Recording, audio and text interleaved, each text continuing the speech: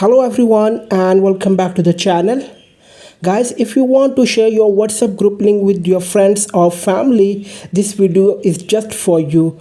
Today I'm going to show you how you can quickly and easily share your WhatsApp group link. So watch till the end. Let's get started. First, open the WhatsApp on your iPhone, then go to the chat section. Now find and tap on the group you want to share. Once you are in the group chat, tap on the group name at the top. Next, scroll down a little and you'll see an option that says invite via group link. Tap on it. Here you'll see a few options. You can send the link directly from here, copy the link to share it anywhere you like, or create a QR code for the group and share that. Just copy the link like this,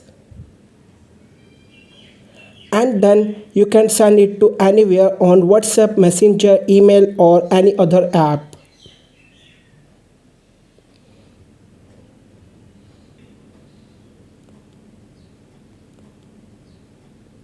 That's it for today's video. If you found this video helpful, don't forget to like, share and subscribe to the channel.